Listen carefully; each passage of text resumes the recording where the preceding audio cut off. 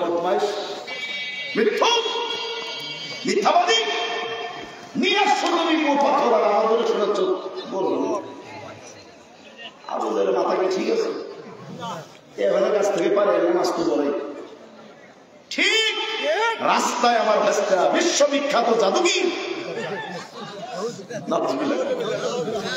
এই বেঠা জাদুগিরের সঙ্গে দেখা হয়েছিল নিশ্চয়ই আমার বরের মধ্যে জাদু করছে হুজুর কি জাদুগির জোরে বলে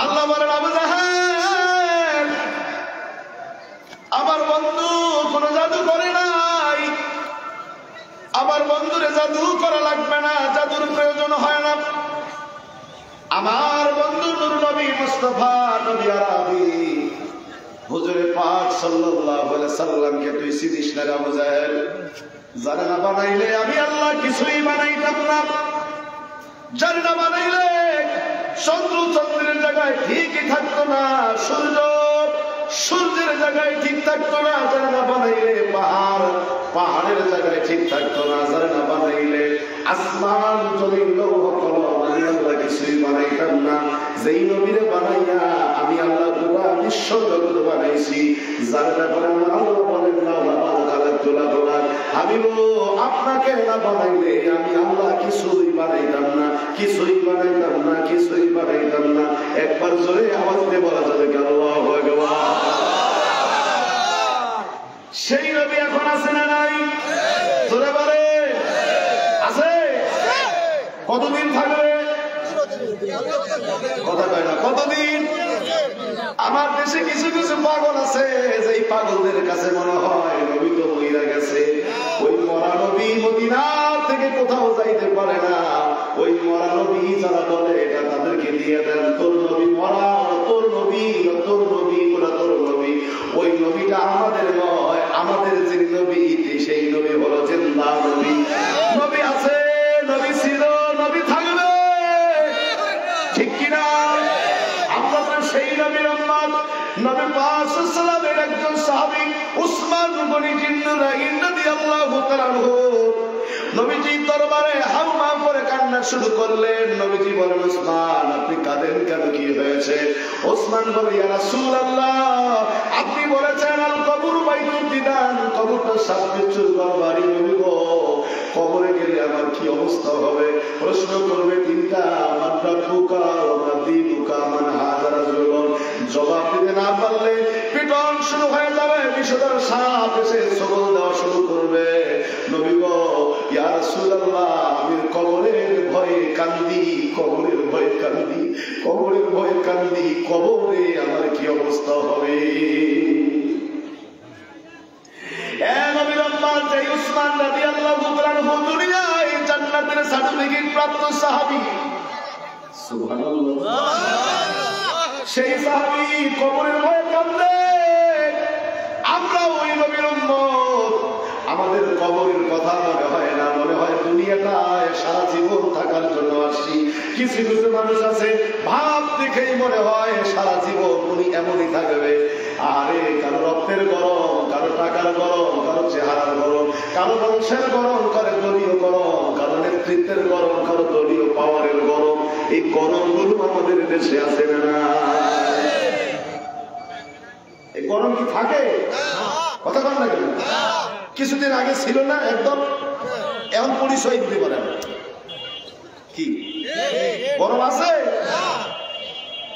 এই গরম বেশি দিন থাকে না আল্লাহ বলেন কুলিল্লাহুম্মা মালিকাল মুলক আমি হলাম গোটা মুলকের মালিক আমি রাজাধিরাজ দুনিয়ার প্রেসিডেন্টের সময় সীমা নির্ধারণ করা কেউ 10 বছর কেউ 5 বছর কেউ 15 বছর কেউ 20 বছর জিন জাতির প্রেসিডেন্ট বাদশাহ জুমা রাজত্ব করেছিল 32,000 বছর কত বছর 32,000 বছর রাজত্ব করেছে এই জমিনে আল্লাহ বিরোধী স্লোগান যখন শুরু করলো সকল জিনগুলোকে আল্লাহ মেরে ফেললে ফেরেশতারা আইসা গলাসি করে দিয়ে আসল দিয়ে শেষ করে ফেললো 2 নম্বর প্রেসিডেন্ট বাদশা বিলকিয়া রাজত্ব করলো 34,000 বছর এইভাবে তাদেরকে মেরে ফেলা হলো। যখন আল্লাহ বিরোধী স্লোগান শুরু করলো, দেমাগ অহংকার শুরু করলো, আল্লাহ এদেরকে মেরে ফেললো। তাদের ৩৫,০০০ বছর ক্ষমতায় থাকার পরেও দুনিয়ায় টিকতে পারে নাই। কঠিন লাঞ্ছিত হয়ে, অপমানিত হয়ে, গলা টিকুনি দিয়ে আসর খেয়ে দুনিয়া থেকে বিদায় হতে হয়েছে। কথা বলেন ঠিক কিনা? এই জন্য মালিকুল মুলক কে? জোরে বলেন কে? অহংকার হবে কার? জোরে বলেন কার? আমরা অহংকারে দেখাইতে পারবো না। এই জন্য নবীজি বলেন, তোমরা কবরস্থানে যাও, কবরের পাশে যাও, কবর দেখলে মরণের কথা মনে হবে। একটু চোখ বন্ধ করেন 2 মিনিট, খেয়াল করে দেখুন তো আপনার বাবা দুনিয়ায় ছিল, আজ নাই। আপনার বাবার যৌবনকাল, আপনার বাবার যৌবনকালটা কেমন ছিল আপনি কিছুটা দেখেছেন? আপনার বাবা চেয়ারম্যান ছিল, মেম্বার ছিল, এমপি ছিল, মন্ত্রী ছিল, সমাজের বড় অবস্থান ছিল, বড় ডাকাত ছিল, কিংবা বড় প্রতাপশালী জমিদার ছিল। আপনার বাবা একদিন ছিল, আজ তিনি নাই। একদিন আপনিও থাকবেন না, কারণ আপনার বাবার যিনি বাবা, দাদাও দুনিয়ায় থাকতে পারে নাই। দাদা চলে গেছে, বাবা চলে গেছে, আপনিও চলে যাবেন। তার মানে হলো কবরে যেতে হবে, কবরের কথা খেয়াল করতে হবে। হবে কি হবে না? আমিরুল মুমিনিন নবীজির জামাই ওসমান গনি জিন্নুরাইন রাদিয়াল্লাহু তাআলা কবর দেখে কবরের জন্য আল্লাহ করে কান্না করে। কারণ কবরে যাওয়ার পরে জবাব চাইলে তোমার কাছে রব্বুকা, তোমার রবকে জবাব দিতে পারবে না। আমাদের নুকাম, তোমার ধর্ম কি ছিল, জবাব দিতে পারবে না। মানহাদা রাজুলুন, এই লোকটার ব্যাপারে তোমার কি সিদ্ধান্ত, কি জানো, কতটুকু জানো, জবাব দিতে পারবে না। এবার পিটন শুরু হয়ে যাবে, জাহান্নামের শাস্তি শুরু হয়ে যাবে। হ্যাঁ বাবা, এক ঘটনা দেখলাম, কবরে যাওয়ার সময় আমাদের কাপড় 3টা দেওয়া হয়। 1 নাম্বার একটা কাপড় ধরে টান মারবে ফেরেশতা, টান মেরে এই কাপড়ের মধ্যে লেখা করে দেখাবে, দেখ বান্দা, গোটা জিন্দেগিতে যত আকাম কুকাম করেছো, কি ভালো কাজ করেছো, কি মন্দ কাজ করেছো, সব কাপড়ের মধ্যে লেখা উঠবে। পর পর পর তোর জীবনের সকল ইতিহাস গুলো কাটাছে পর। তখন আপনি দেখবেন গোলামগাড়ি বাজারের পাশে মসজিদ ছিল, আযান হয়েছে, ওয়াক্ত মতো মুয়াজ্জিন বলেছে হাইয়া আলাস সালাহ,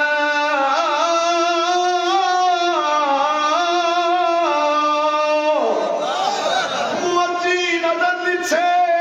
আর তুমি চায়ের দোকানে বসে টিভি দেখেছো, পানের দোকানে আড্ডা দিয়েছো, বন্ধু বান্ধবের সঙ্গে আড্ডা দিয়েছো, তখন তোমার স্বীকার করার কিছু থাকবে না। বান্দা নামাজে যাও নাই, ওয়াজ মাহফিল হয়েছিল সেখানেও বসো নাই, আলেমদের পাশে বসো নাই, নামাজ পড়ো নাই, সুদের ব্যবসা করেছো, ওজনে কম দিয়েছো, মিথ্যা কথা বলেছো, চকুলখুরি করেছো, চাপাবাজি করেছো, জিনা ব্যভিচার করেছো, লুটতারাজ করেছো, সকল অন্যায় গুলো লেখা যখন তুমি পড়বা, তখন তুমি বলবা না না না, আমি এগুলো কিছু করি নাই, এগুলো কিছু করি নাই। সেকেন্ড টাইম আর একটা কাপড় ধরে টানলে হবে, বান্দা এবার দেখ, ভিডিও দেখ, তুই মাহফিলে না যাইয়া কোথায় বসেছিলি, তুই চায়ের দোকানে নামাজে না গিয়ে কোথায় বসেছিলি, আকাম কুকাম কেমনে করেছিস, বান্দা দেখ, বান্দা দেখ, কিভাবে সুদের টাকা বক্ষণ করেছো, কিভাবে ঘুষ খেয়েছো, কিভাবে রাতের বেলা সিনেমা দেখে মোবাইল ফোনে সময় কাটায় রাতটাকে গভীর করেছো। বান্দা কোরআন তেলাওয়াত করো নাই, জিকির করো নাই, মা বাবাকে কিভাবে কষ্ট দিয়েছো, সব ভিডিওর মতো দেখাবে। তখন বান্দা মাথার চুলগুলো টানবে আর বলবে, আল্লাহ তুমি আমাকে মাফ করে দাও, আল্লাহ তুমি আমারে মাফ করে দাও, আল্লাহ তুমি আমারে মাফ করে দাও। আর কোনো চান্স দেওয়া হবে না, কোনো মাফ নাই, কোনো মাফ নাই, কোনো মাফ নাই। ওই দিন কোনো ক্ষমা করা হবে না, কাউকে কোনো মাফ করা হবে না। কথা বলেন ঠিক কিনা? এই জন্য বলি, কবরে যাওয়ার কথা আগে চিন্তা করা দরকার আছে না নাই? জোরে বলেন। হতে পারে মাহফিল আপনার আমার জীবনের শেষ মাহফিল, জীবনের তোমার একটা মাহফিল পাবো কোনো গ্যারান্টি নাই।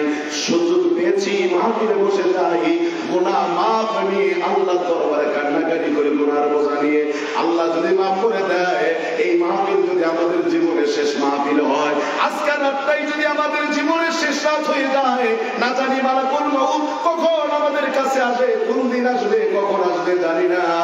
মুসলমান যখন সন্তান জন্মগ্রহণ করে, বাচ্চা ভূমিষ্ঠ হওয়ার সাথে সাথে আমরা আযান দেই, আযান দেই, আকামত দেই। আমি কত মাহফিলে বলে গিয়েছিলাম, মনে আছে কিনা জানি না আপনাদের। সন্তান ছেলে হলে আযান দিবেন ডান কানে, আর আকামত শোনাবেন বাম কানে। সন্তান মেয়ে হলে আযান শোনাবেন বাম কানে, আকামত শোনাবেন ডান কানে। আযান আকামত হয়ে গেল, বাকি থাকলো আল্লাহু আকবার বলে ইমাম সাহেব হাত বাঁধবে, তাকবীর তাহরিমা বাঁধবে। বলেন তো এই বয়সে যতগুলো জানাজা গিয়েছে, ইমাম সাহেব যখন তাকবীর তাহরিমা বেঁধেছে, আল্লাহু আকবার বলেছে, তাকবীর তাহরিমা বাঁধার আগে মুয়াজ্জিন আযান আকামত দিয়েছিল নাকি? দিয়েছিল না। জানাজায় তাকবীর তাহরিমার আগে কোনো আযান আকামত নাই। তোমার আযান হয়ে গেছে, আকামত হয়ে গেছে, এখন তাকবীর তাহরিমা বাঁধতে কতটুকু সময়? এই মুয়াজ্জিন বলল আল্লাহু আকবার, আল্লাহু আকবার, লা ইলাহা ইল্লাল্লাহ। এই লা ইলাহা ইল্লাল্লাহ বললে কি 2 বছর পর বলে আল্লাহু আকবার? কথা বলেন। যারা মসজিদে জানেন কি হ্যাঁ করেন কি, মোটামুটি 7 দিন পরে কয় আল্লাহু আকবার। দেখছেন কি আপনার জীবনে মসজিদ বুঝে যাই না? আরে আয় হায়, মানে মুয়াজ্জিন বলবে কদ কামাতুস সালাতু কদ কামাতুস সালাহ, আল্লাহু আকবার, আল্লাহু আকবার, লা ইলাহা ইল্লাল্লাহ বলতে দেরি ইমাম বলবে আল্লাহু আকবার। 10 সেকেন্ড কি এইটা হলো তোমার আমার জিন্দেগি। আযান হয়ে গেছে, ইকামত হয়ে গেছে, আল্লাহু আকবার কইতে যতটুকু সময়, এইটা হলো আপনার আমার জিন্দেগি। ও তোর পিছে পিছে চলছে সমন, পিছে পিছে চলছে সমন, কোন দিন গলায় পড়বে বেরি, দেখে না মন জাগমারি দুনিয়াদারি, বলে দেখে না মন জাগমারি দুনিয়াদারি, যে কোনো সময় গ্রেফতার হবে। ভাই বন্ধু তোর আপন জানা,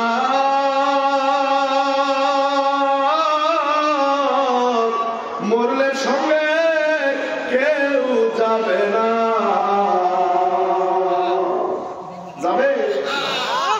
স্ত্রী তো যাওয়ার কথা, ছেলে মেয়ে, বান্ধবী, বয়ফ্রেন্ড, গার্লফ্রেন্ড, একটাও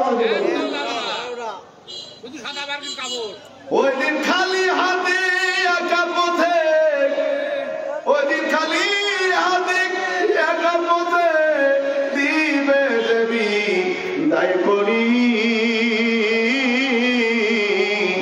দেখ না মন জাগমারি দুনিয়াদারি।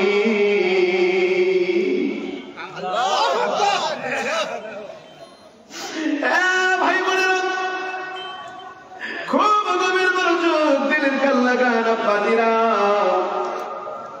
উসমান রাদিয়াল্লাহু তাআলা কান্দে, ইয়া রাসূলুল্লাহ, প্রশ্ন করবে কবরে, জবাব দিতে না পারলে আমার অবস্থা কি হয়ে যাবে? হুজুর বললেন, উসমান আপনার কোনো চিন্তা নাই, একটা পাথর উঠান, পাথরটা সামনের দিকে নিক্ষেপ করেন। সামনে নিক্ষেপ করা হলো। উসমান পাথর কত দূরে? বলল হুজুর ওই যে পাথর দেখা যায়। হুজুর বললেন ওই জায়গা থেকে এই জায়গা দেখ দাও, আর জেনে রাখো ওই জায়গাটির নাম হবে জান্নাতুল বাকি। জান্নাতুল বাকি আপনাদের মোলাম গাড়িতে আছে না? জান্নাতুল বাকি।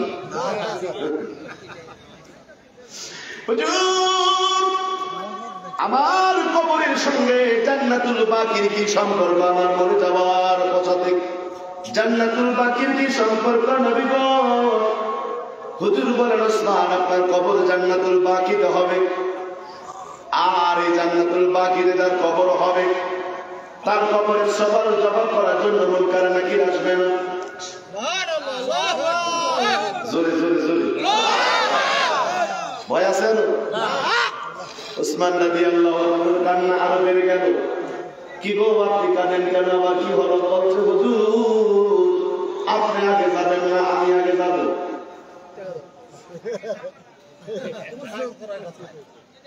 বাবার কাঁধে নাতির লাশ ওঠে না? বাবার কাঁধে ছেলের লাশ ওঠে না?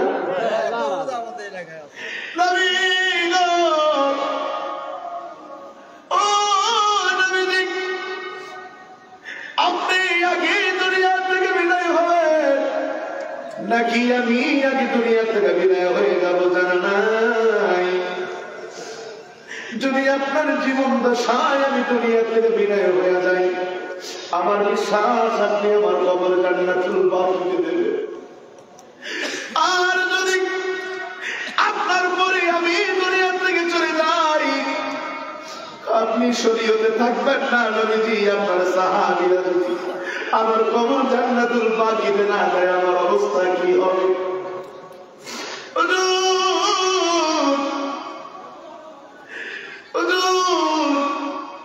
আমি এই জন্য কান্দি। হুজুর বলেন ওসমান তোমার কোনো ভয় নাই, আমার আমি আগে যাই আর পরে যাই।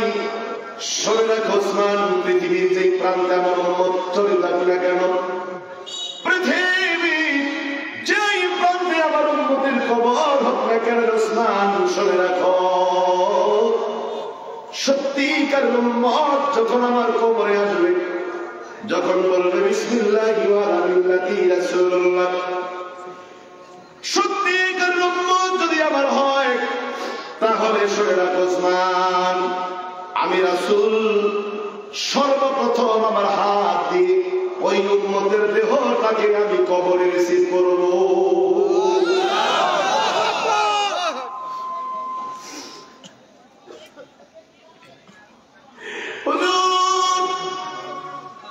আপনার উম্মতের কবর থাকবে পৃথিবীর পূর্ব প্রান্তে, আপনার রওজা মুবারক থাকবে মক্কা কিংবা মদিনায়। হুজুর আপনি কেমনে রিসিভ করবেন? আল্লাহর হাবিব নবী আরবি বলেন যে আমার সত্যিকার উম্মত ও কবরে নামার সাথে সাথে তার কবর থেকে আমার কবর আল্লাহ তাবারক তাআলা একটা রাস্তা বানাইয়া দিবে।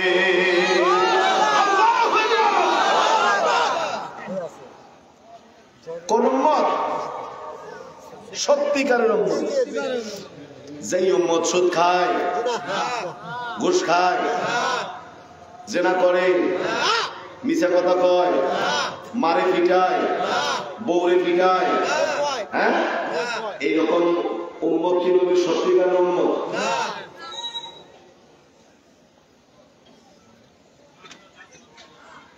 এ ভাইরা খুব গভীর মনোযোগ।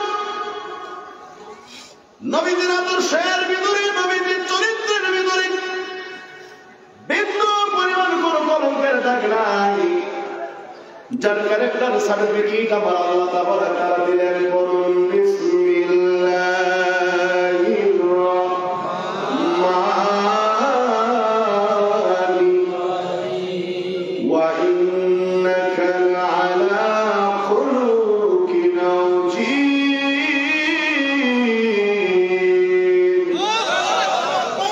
ওয়া ইন্নাকা লাআলা খুলুকিন আযীম।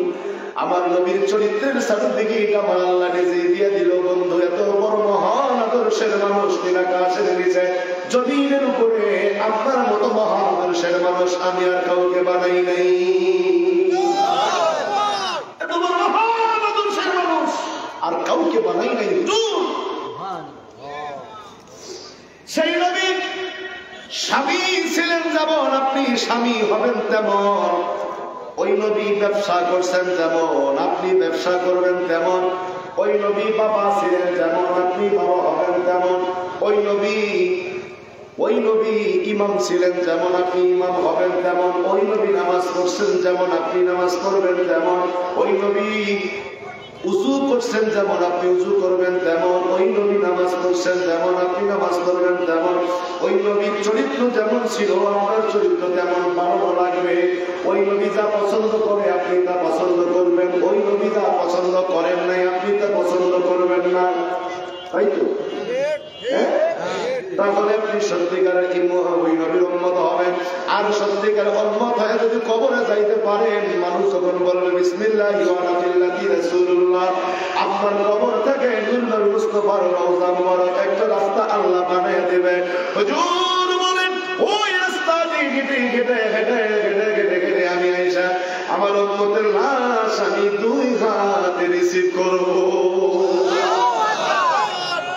একজন প্রেমিক আসিল গো সোনার মদিনায়, একজন রাসূল আসিল গো সোনার মদিনায়। একটু যখন মধ্যে রাখবেন না, সবাই পড়েন একজন রাসূল আসিল গো সোনার মদিনায়, একজন প্রেমিক আসিল গো সোনার মদিনায়। চার প্রেমেতে মজনু রূপে, চার প্রেমেতে মজনু রূপে স্বয়ং রব্বানা, একজন প্রেমিক আসিল গো সোনার মদিনায়, একজন রাসূল আসিল গো সোনার মদিনায়। যাহারা গো মনের তরে কাবা ঝুঁকে সিজদা করে, আল্লাহু আকবার। এর যাহারা গো মনের তরে কাবা ঝুঁকে সিজদা করে, তিনি আমার নূরের নবী, তিনি আমার নূরের নবী শাহে মদিনা, একজন প্রেমিক আসিল গো সোনার মদিনা, একজন রাসূল আসিল গো সোনার মদিনা, একজন প্রেমিক আসিল গো সোনার মদিনা। চার প্রেমেতে মজনু রূপে, চার প্রেমেতে মজনু রূপে, হায় হায় চার প্রেমেতে মজনু রূপে স্বয়ং রব্বানা, একজন প্রেমিক আসিল গো সোনার মদিনা, একজন রাসূল আসিল গো সোনার মদিনা। মারহাবা কর বলেন না ইয়া রাসূলুল্লাহ। ওই নবীর মহব্বত চাই কি চাই না? ওই নবীর মহব্বতে দরুদ করতে চাই কি চাই না? ওই নবীর ভালোবাসা নিয়ে ওই নবীর জীবন আদর্শ আমাদের জীবনে বাস্তবায়ন করে কবরে যাইতে চাই কি চাই না? আল্লাহ আমাদের কবুল করেন, জোরে বলেন আমিন। আরো জোরে বলেন।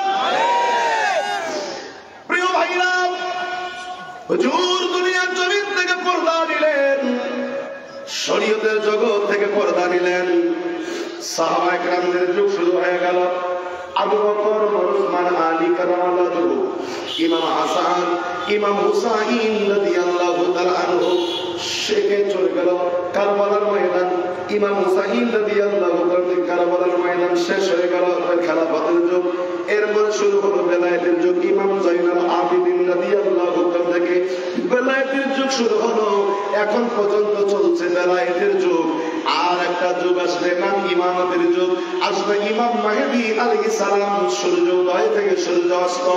এই সময়ের ভিতরে তামাম পৃথিবীতে প্রতিষ্ঠিত করবে কালেমা লা ইলাহা ইল্লাল্লাহু মুহাম্মাদুর রাসূলুল্লাহ সাল্লাল্লাহু আলাইহি ওয়াসাল্লাম। জোরে বলেন মারহাবা। নবুয়তের যুগ নাই, খেলাফতের যুগ নাই, চলছে বেলায়েতের যুগ, মানে ওলি আল্লাহদের যুগ। জয়নুল আবেদিন থেকে শুরু হয়েছে বেলায়েতের যুগ।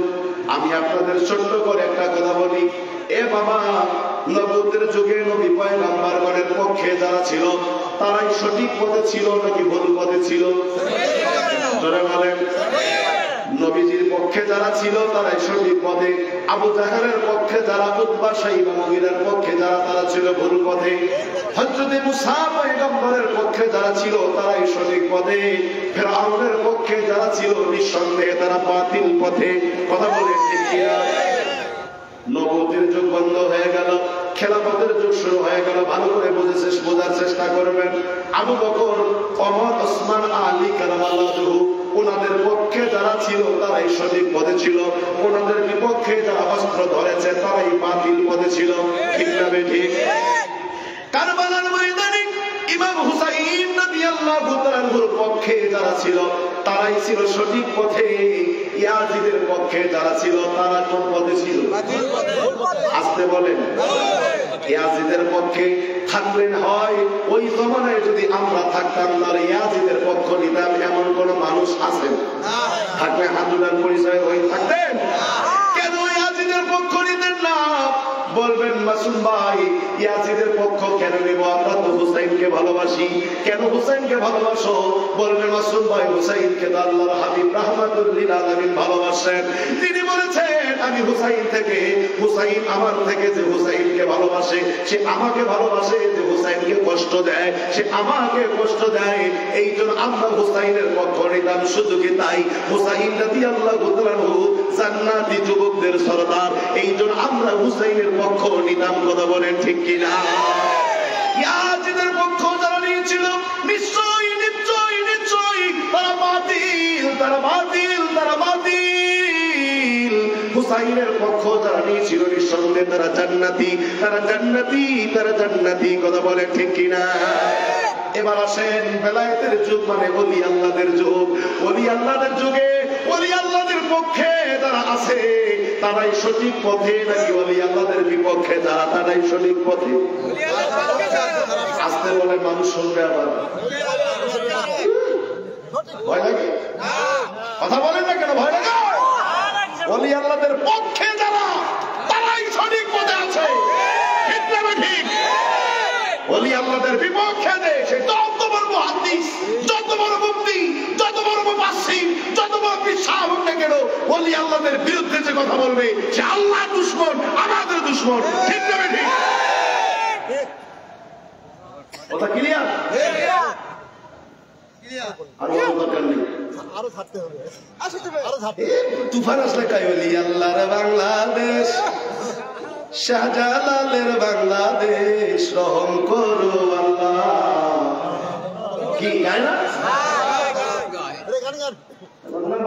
তখন খেলা পায় কিসের এগুলো সব ধর্ম এই বেটা ইতিহাস জানো ইতিহাস জানো এদেশে ওলি আল্লাহরা না আসলে দেশে মসজিদ আসতো না এদেশে মাজার ওয়ালারা না আসলে মসজিদ আসতো না এদেশে ওই মাজারে যারা শুয়ে আছে ওই মূর্তিগুলো দেশে আসলে কোরআন এদেশে আসতো না তারা না আসলে এদেশে মাদ্রাসা আসতো না তারা না আসলে এদেশে আযান দিত না কেউ কথা বলে ঠিক না ঠিক তারা আযান নিয়ে আসলো তারা নামাজ নিয়ে আসলো তারা মসজিদ নিয়ে আসলো তারা কোরআন নিয়ে আসলো আর আজকে তারা হইলো ভণ্ড বেদাতি আর তুমি মৌলবী হইলা পাক্কা ইমানদার না ওরে বাপ্পা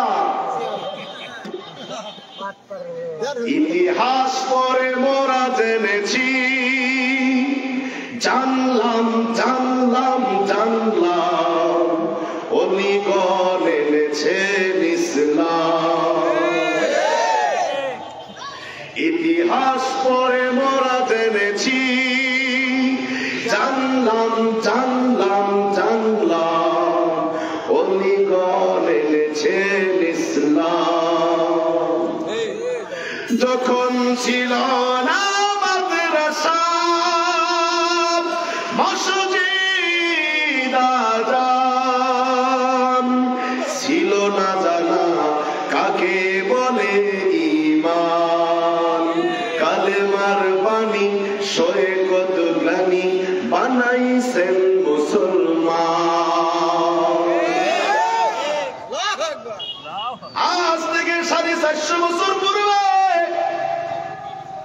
আমার খাতা বাবার যিনি পীর মাওলানা ইউনূস আলী রায়পুরি রাহমাতুল্লাহ আলাইহি উনার পীর মাওলানা ওয়াজিদ আলী রাহমাতুল্লাহ আলাইহি উনার পীর মাওলানা সুফি ফতে আলী রাসূল নুমা রাহমাতুল্লাহ আলাইহি উনার পীর মাওলানা নূর মুহাম্মদ জামুরি রাহমাতুল্লাহ আলাইহি উনার পীর মাওলানা সৈয়দ আহমদ রেলভী রাহমাতুল্লাহ আলাইহি উনার পীর নাম হলো সৈয়দ আহমদ রেলভীর পীরের নাম হলো সৈয়দ আব্দুল আজিজ কাদ্দাস আসিফুল আজিজ রাহমাতুল্লাহ আলাইহি উনার পীরের নাম শাহ ওলিউল্লাহ মুহাদ্দিস দেহলভী রাহমাতুল্লাহ আলাইহি শাহ ওলিউল্লাহ মুহাদ্দিস দেহলভীর পীর যিনি ছিল তার নাম আব্দুর রহিম মুহাদ্দিস দেহলভী রাহমাতুল্লাহ আলাইহি ওনার যিনি পীর তার নাম হলো সৈয়দ আদম বিন নুরি রাহমাতুল্লাহ আলাইহি আর আদম বিন নুরি রাহমাতুল্লাহ আলাইহি যিনি পীর তার নাম হলো শায়খ আহমদ সেরহিন্দি হযরত মুজাদ্দিদ আল-ফিসানি সেরহিন্দি ফারুকী রাহমাতুল্লাহ আলাইহি আজ থেকে 450 বছর পূর্বে এই ভারত ভারতবর্ষে যখন কালেমা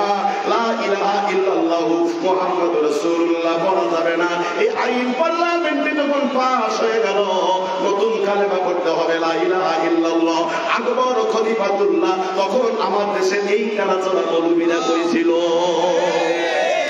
কোথায় ছিল তোমরা যারা আজকে আমাদের বেদাতি বলো, যারা আজকে আমাদেরকে ভণ্ড বলো? তোদের অস্তিত্ব তখন ছিল না যখন পার্লামেন্টে সম্রাট আকবর আইন পাস করলো লা ইলাহা ইল্লাল্লাহু আকবর খলিফাতুল্লাহ কালেমা পড়তে হবে, তখন তোরা কেউ ছিল না। ও নিমুখর বেঈমানের দলেরা ভালো করে শোনো, যারা বলি আল্লাহদের পছন্দ করো না ভালো করে কানের ময়লা পরিষ্কার করে শোনো। মুজাদ্দিদুল মিসানি সরহন্দি ফারুকি রহমাতুল্লাহ আলাইহি বলে আয়েশা একাই সম্রাট আকবরের বিরুদ্ধে জিহাদ ঘোষণা করলেন। কি ঘোষণা? জিহাদ এখনো হয় না? অনেকে স্লোগান দেয় জিহাদ জিহাদ জিহাদ চাই, জিহাদ করে পড়তে চাই, স্লোগান দেখি দেয় না। তোমাদের জিহাদ মুসলমানদের সাথে, কিন্তু মুজাদ্দিদ সাহেব জিহাদ করেছে সম্রাট আকবরের মতো নাস্তিক কুলাঙ্গারের সঙ্গে। কথা বলে ঠিক না ঠিক? শাহ সুলতান ইব্রাহিম মাহমুদ বলখি মাহি সবার জিহাদ করেছে পরশুরামের সঙ্গে। বাবা শাহজালাল মুদাররাতি আমানি জিহাদ করেছে গৌর গোবিন্দর সঙ্গে। খুলনায় খান জাহান আলী জিহাদ করেছে রাজা দন্তরাজের সঙ্গে। রাজশাহীতে শাহ সুলতান কি বলে আপনার শাহ মাকদুম রূপস পাদুকা বাবা উনি যুদ্ধ করেছে দন্তরাজের সঙ্গে। আল্লাহ ওলিরা দেশে দেশে যুগে যুগে এসে জিহাদ করেছে এই অপশক্তিদের বিরুদ্ধে, নাস্তিকদের বিরুদ্ধে, কোরআন বিরোধী কথা যারা বলে, আযান দিতে যারা দেয় না, গরু কুরবানি করতে দেয় না, নামাজ পড়তে দেয় না, আযান দিতে দেয় না, এইরকম কুলাঙ্গারদের সঙ্গে জিহাদ করে সেখানে আযান, নামাজ, কোরআন বাস্তবায়ন করেছিলেন। কথা বলেন ঠিক না? আজকে তারা মাজারে শুয়ে আছে, তোমার ওইখানে কি লাগলো রে ভাই? কি হয়েছে তোমার? তোমার মাথায় কোন শয়তান বসে পড়লো ভাই? সি সি সি সি, কত বড় নিমক্ষর তুমি ভাই, কত বড় নিমক্ষর বেঈমান তুমি। লজ্জা লাগে না?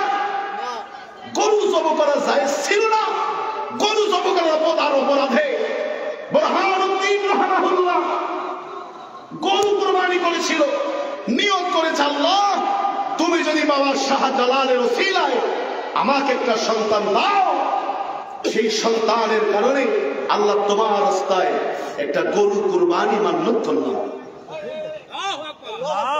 কারো সিলায়? শাহজালালের ওসিলায়। কারো সিলায়? শাহজালালের ওসিলায় তুমি যদি একটা সন্তান দাও, তোমার রাস্তায় একটা গরু কুরবানি করবো।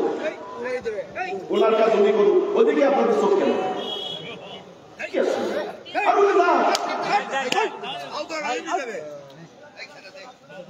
সুন্দর লাগছে কথা। ওনার সাথে আপনাদের কি লাগবে? মামি তুমি বসো, ওনার মন সেখানে থাকে সেখানে শুনতে আছে, ডিস্টার্ব করিয়ে না, উনি ওনার মতো চলে যাবেন। নাসির আপনার কি বলে? বুরহানুদ্দিন মুনাজাত করলেন আল্লাহর দরবারে, আল্লাহ মঞ্জুর করলেন। সুবহানাল্লাহ। কাকে কি দোয়া করছেন নাসির বুরহানুদ্দিন? কবুল করছে কে? আল্লাহ। আল্লাহ যদি কবুল করে তোমার জ্বালা কোথায়? জ্বালা আছে? দোয়া কবুল করছে, এবার গরু জব করা লাগবে না? মান্যত পূরণ করবে না? গরু জব করছে, কুটা বাসা করছে, মুসলমানদের মধ্যে বিতরণ করে দেবে। কাক এসে আল্লাহ এবার খেলা দেখা বলে। কি খেলা? একটা গোস্ত দিয়ে নিয়ে গেছে, গোস্ত টুকরে শাইন করে নিয়ে চলে গেছে। রাজা গরু গোবিন্দ যেখানে স্নান করে, গোসল করে, গোসলখানায় গিয়ে দাঁড়ায় আছে। কখন রাজা গরু গোবিন্দ স্নান করতে আসে, যখনই স্নান করতে আসে এবার গোস্তটা ওনাকে দেখায় দেখে খাচ্ছিল। দেখ তোর রাজত্ব এলাকায় গরুর গোস্ত হারাম করেছিস, নিষিদ্ধ করেছিস, মুসলমানের পাওয়ার দেখ, মুসলমানের কলিজা দেখ, তোর রাজত্বে মুসলমান গরু জব করেছে দেখ।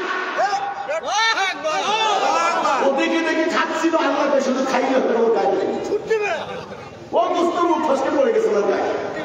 রাম রাম রাম রাম রাম, জাতি কুলমান সব শেষ, এত বড় সর্বনাশ আমার রাজত্বে কি করা? তাল্লাশি করে বাহির করা কোথায় গরুর জব হয়েছে, তাল্লাশি করে দেখা গেল মুসলমান মরতে মুজাহিদ বুরহানুদ্দিনের বাড়িতে গরু জব হয়েছে, ধরে নিয়ে আসো না রে। রাজদরবারে আনা হলো, কেন জোর জব করেছো? বলছো হুজুর বেয়াদবি মাফ করবেন, আমাদের ধর্মে গরুর গোশত খাওয়া জায়েজ আছে। আমি মান্যত করেছিলাম পুত্র সন্তান যদি আল্লাহ একটা দেয়, একটা গরু আল্লাহ রাস্তায় কোরবানি মান্যত করব। আল্লাহ দোয়া কবুল করেছে। বাবা শাহজালালের ওসিলায় দোয়া করেছিলাম, আল্লাহ দোয়া মঞ্জুর করেছে। হুজুর এই জন্য মান্যত পূরণ করতে গিয়ে আমি গরু কোরবানি করেছি। বুরহানুদ্দিনের কথা বললেন, গৌর গোবিন্দ বললেন এক সেকেন্ডারি করবে না, তাড়াতাড়ি ওই সন্তানটারে নিয়ে আয়, যেই সন্তানের কারণে আমাদের দেবতা গরু জব করেছে। সন্তানকে নিয়ে আসা হলো বাবার সামনে। গৌর গোবিন্দ আইন পাশ করে দিল, বাবার সামনে সন্তান দিলে কেটে টুকরো টুকরো করো, যেইভাবে আমাদের দেবতা গরুকে টুকরো টুকরো করেছিল। হাত দুখানা বেঁধে পা দুখানা বেঁধে বাবার সামনে নিষ্ঠুর পাষাণ্ড জাল্লাদ সন্তানকে কেটে টুকরো টুকরো করলেন। এমন কোন বাবারে সহ্য করতে পারে? সন্তানকে টুকরো টুকরো করার পর রাজা হুকুম দিলেন, জাল্লাদ যে হাত দিয়ে আমাদের দেবতা গরু কোরবানি করেছে, সে হাত দুইখানা শরীর থেকে আলাদা করে দাও। বুরহানুদ্দিনের হাত দুইটা কেটে দেওয়া হলো। বুরহানুদ্দিন রহমাতুল্লাহ মালিকুল মুলকের দরবারে হাউমাউ করে কান্না শুরু করলেন, মালিক আল্লাহ এইরকম নির্যাতনার কত সহ্য করবে মুসলমান? আমাদের ধর্মে গরুর গোশত খাওয়া যায়।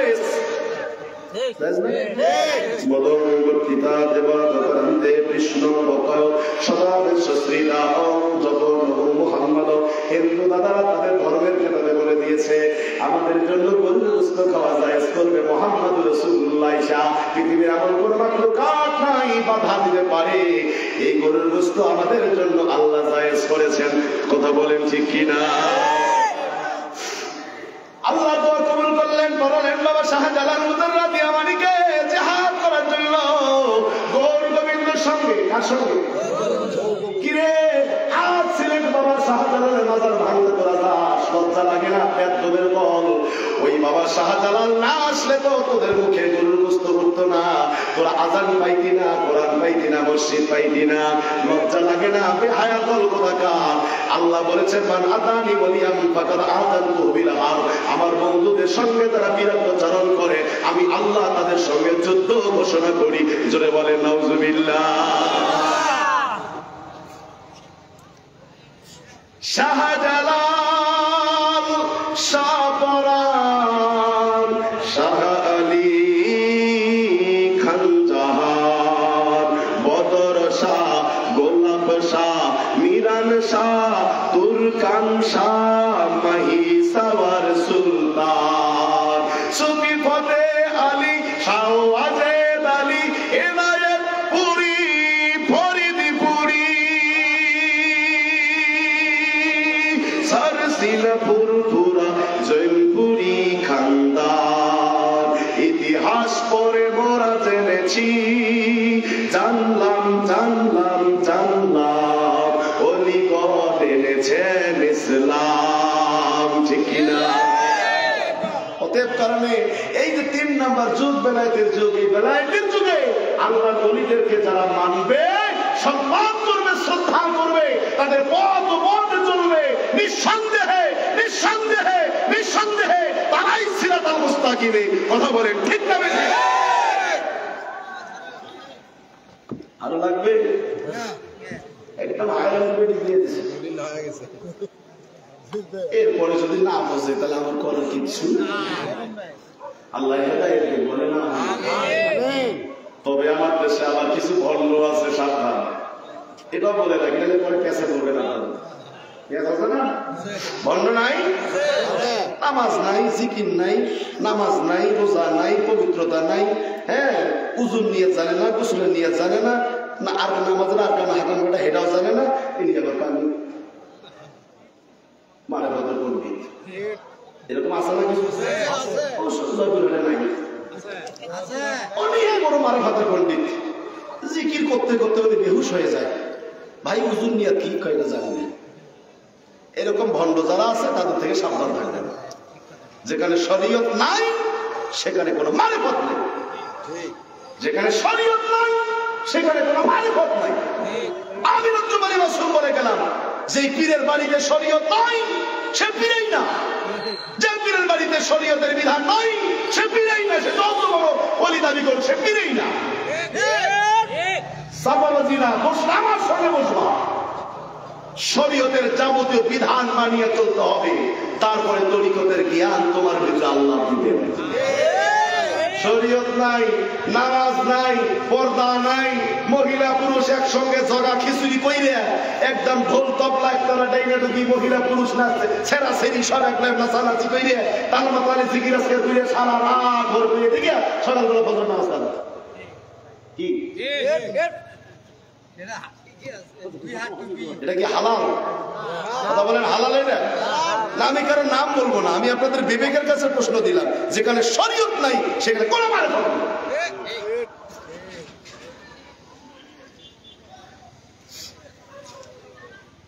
হুজুর কেবলা যান যখন বড় বড় মাদ্রাসা তৈরি করলেন দরবার শরীফে, জাকির ভাইরা মনোযোগ দেন। জাকির ভাইরা হুজুরকে প্রশ্ন করলেন, বাবা এত বড় মাদ্রাসা করলেন কেন? হুজুর বলছে, বাবা আমার অবর্তমানে এই দরবারে শরীয়ত বিরোধী কোনো কার্যক্রম যেন হতে না পারে, এই জন্য শরীয়তকে বাইরে দাঁড় করে রাখলাম। কথা বুঝেন নাই? মহিলারা জিকির করবে মহিলা প্যান্ডেলে, পুরুষরা জিকির করবে পুরুষ প্যান্ডেলে, এটাই তো স্বাভাবিক। পুরুষরা নামাজ পড়বে পুরুষের জায়গায়, মহিলারা নামাজ পড়বে মহিলাদের জায়গায়। পুরুষরা বায়াত হবে পীরের হাতে হাত রেখে, মহিলাদের বায়াতের সিস্টেম ভিন্ন। নাকি মহিলারা পীরের হাতে হাত দিবে?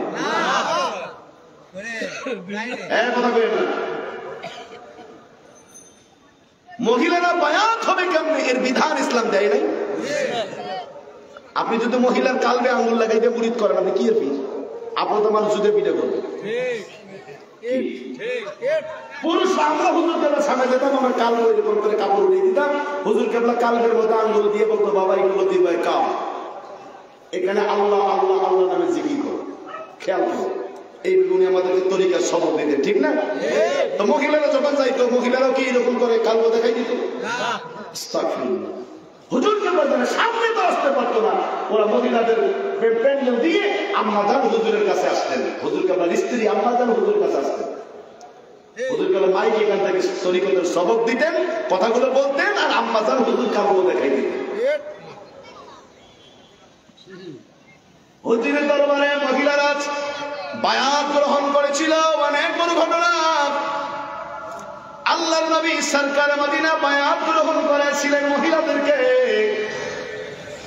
একটা বর্তনের মধ্যে জল কিংবা একটা বর্তন, মাটির বর্তন জেনে হাত চুবাইয়া পানিটা পানি যেত মহিলা প্যান্ডেলে, আর পর্দার আড়াল থেকে মহিলারা বর্তনের ওই পানি স্পর্শ করত আর বলতো, আল্লাহ নবীর কদম ধরে ওয়াদা করলাম জীবনে কোনোদিন সন্তান হত্যা করবো না, জীবনে নামাজ ছাড়বো না, জীবনে চুরি করবো না, জীবনে চুগলখড়ি করবো না, সন্তান হত্যা করবো না। তারা ওয়াদা করতো, বায়াত গ্রহণ করতে হবে হাতে হাত রেখে। কথা বলে যে সকল পীর সাহেবরা মহিলাদেরকে হাতে হাত দিয়ে বায়াত করায়, নিঃসন্দেহে তারা বাতিল, তারা ভণ্ড। এখানে স্পষ্ট কথা, বেশি কথা বলার দরকার নেই, ডাইরেক্ট কথা, একদম ডাইরেক্ট, তারা বাতিল, তারা ভণ্ড।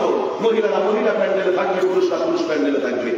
মহিলাদের শরীয়তের বিধান আলাদা, পুরুষদের শরীয়তের বিধান আলাদা। আপনি জগা খিচুড়ি করবেন তো সমাজের লোক আপনাকে ভণ্ড বলবে, এটাই স্বাভাবিক, এটা তাদের তৈরি করে না, খোদাই গজব বলবে। এই জন্য আসুন আমরা একটু সাবধান হই, সচেতন হই, বলি আপনাদের বিরুদ্ধে কথা বলার সাহস হয়। এমন কোন বাংলার জমিনে এমন কোন মায়ের বুক জন্ম নিত না যদি এরকম দুই একটা কুলাঙ্গার আমার দেশে না থাকতো। দুই একটা কুলাঙ্গারের কারণে মানুষ কথা বলার চান্স পেয়েছে। এ ভাইরা, আজ থেকে 1 বছর আগে আত্মশিল্পীর সাহেবরা, আত্মশিল্পীর সাহেবের আওলাদগণ এই দেশে দিন প্রচার করার জন্য আসে নাই। আমাদের তরিকতের আকাবি বাইজিদ বুস্তামি কাদ্দাসা সিররাহুল আজিজ, বাইজিদ বুস্তামি রাহমাতুল্লাহ আপনারা শুনেছেন কোন জায়গায় আসছিল বাইজিদ? কেউ জানেন না কোথায়? চিটাগংয়ের জমিন আসছিলেন বাইজিদ বুস্তামি রাহমাতুল্লাহ। বাংলাদেশ তখন বাংলাদেশ ছিল না। আমি বলছি লিখে রাখো, আজ থেকে 1250 বছর আগে এই দেশে দ্বীন প্রচার করার জন্য আমাদের আকাবি বাইজিদ বুস্তামি রাহমাতুল্লাহ আসছিলেন। আমাদের শেররা শরীফের জনের নাম 5 নম্বরে আছে বাইজিদ বুস্তামি। বাইজিদ বুস্তামি রাহমাতুল্লাহ এই দেশে দ্বীন প্রচার করার জন্য আসছেন বাইজিদ বুস্তামি রাহমাতুল্লাহ। উনি আমাদের দেশে কোরআন নিয়ে আসলো, হাদিস নিয়ে আসলো, আযান নিয়ে আসলো, ইকামত নিয়ে আসলো। উনি এই দেশে সর্বপ্রথম তাবলীগ করে গেল। আমাদের দেশের মানুষও তাবলীগ করে, বাইজিদ বুস্তামিও তাবলীগ করেছে, আমার খাজা বাবাও তাবলীগ করেছে। তবে আল্লাহর ওলিদের তাবলীগ আর আমাদের দেশের তাবলীগ কম বেশি আছে না? আপনারা যে কত ভালো, এটা তো কয়েকদিন আগেই দেখলাম। ভাই ভাইকে মারেন, 4টে গেছে একসাথে। হাদিস পড়ে কবর কষ্ট পাইলাম, কাঁদলাম। রাসূলুল্লাহ বলেছে এক মুসলমান আর এক মুসলমানের দিকে অস্ত্র নিয়ে দৌড়ায়, এক মুসলমান আর মুসলমানকে যখন হত্যা করে উভয় দুইজনই জাহান্নামী। দুইজনই জাহান্নামী। আপনি কি আপনার পিছনে কেন দৌড়াইলো? আপনি কেন দৌড়াইলেন? দুইজনে আসেন। হে তো মুসলমান, তুমি তো মুসলমান। সাবধান। আল্লাহর হাবিব রাহমাতুল লিল আলামিন তাবলীগ করেছে, আমার পীর তাবলীগ করেছে, বাইজিদ বুস্তামি তাবলীগ করেছে। বেশরম আছে? এ ভাইরা সংক্ষেপ করে বলি, আমার সময় শেষের দিকে চলে আসছে, যার কারণে ওই যে প্রথমে বলি বাজারে 2 নম্বর মাল চলে কম। 2 নম্বর মাল চলে কম। এই জন্য দ্বিতীয় বক্তা হইলে ভাই খুব দৌড়ে থাকতে হয়, কখন জানি কোনটা শুরু করি আর কোনটা শেষ করি। এই জন্যই যে অনেক ভাইরা চলে আসে। আমি কোথায় বলছি না, আমি লোক শুধু নিয়ে আসবো, আসলে বিক্রি করে প্রধান বক্তা, মূল ওয়াজের প্রধান বক্তা। ঠিক না? ঠিক। কষ্ট হচ্ছে আপনাদের? এই জন্য আজকে আমার ওয়াজ নাই, শুধু আমি লোক একটু জমায়েত করে দিচ্ছি। বলেন একসঙ্গে আল্লাহু আকবার। একটু চার্জ ঠিক হয়েছে, এইদিকে একটু চার্জ কমে গেছে, একটু সবাই একসঙ্গে বলেন আল্লাহু আকবার।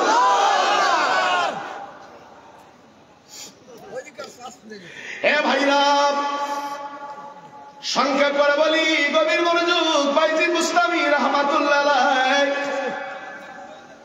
উনি বাড়িতে শুয়ে আছে, ফজরের নামাজ পড়লেন। কোন নামাজ? ফজরের নামাজ। খতম শরীফ পড়লেন। আমরা পড়ি জায়গা ফেরে কথা বলি।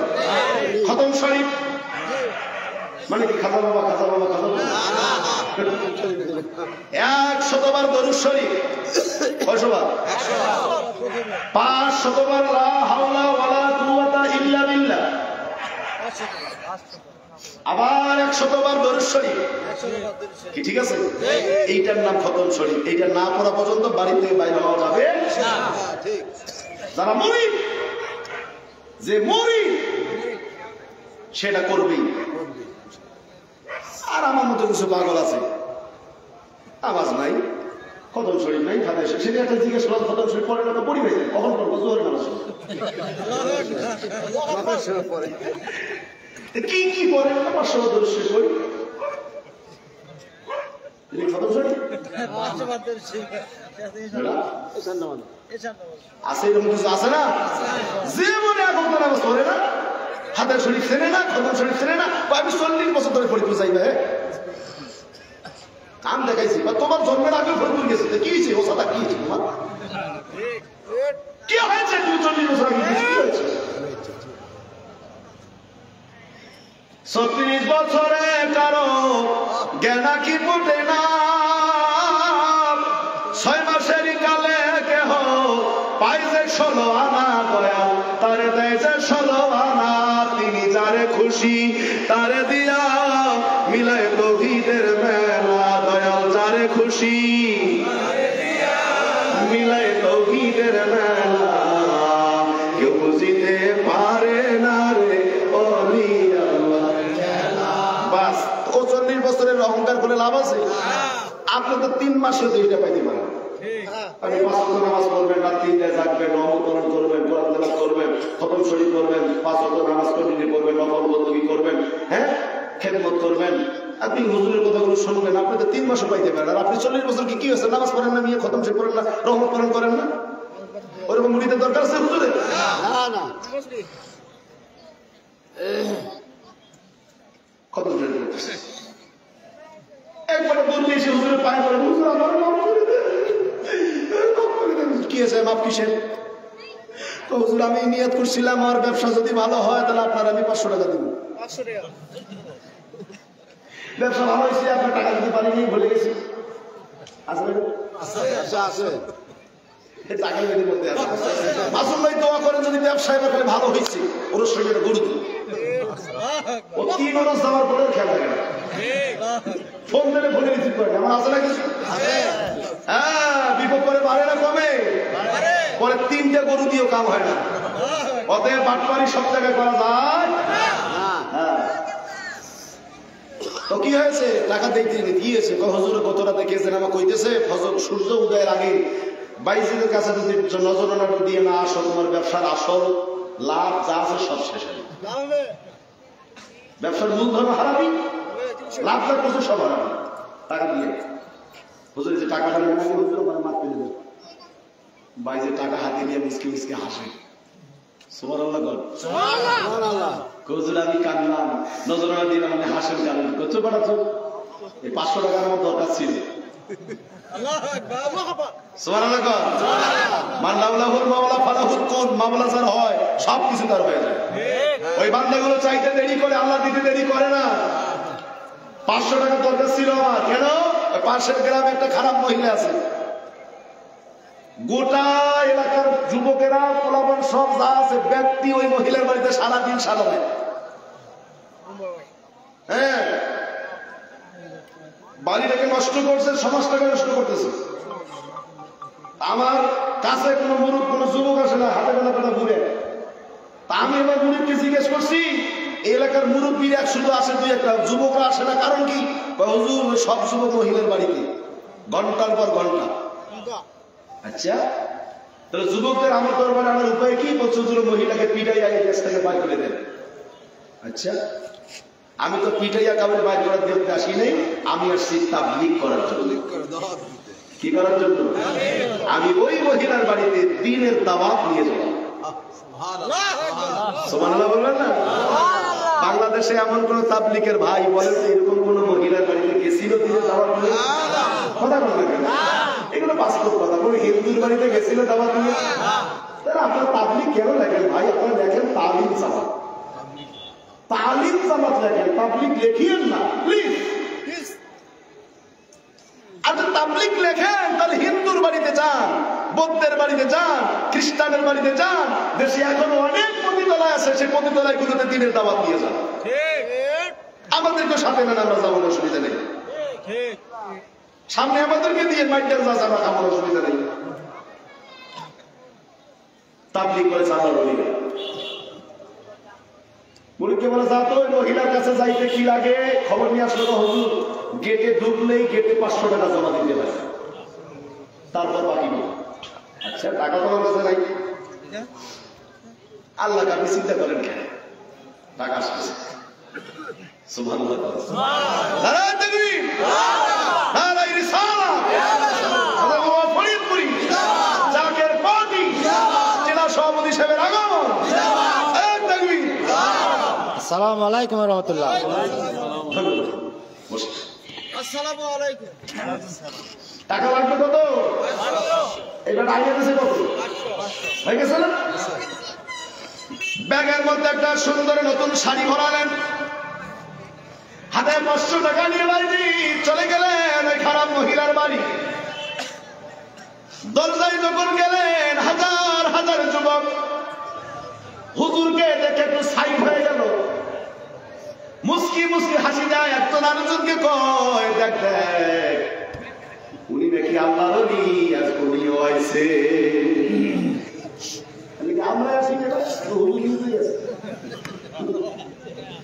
হুজুরের নাম না, তোমার নাম কি? এক কথা বোঝেন নাই? বলে বেটা হুজুর কেন আসছে, তোমরা কেন আসছিস? দুইজনের আশা কি এক?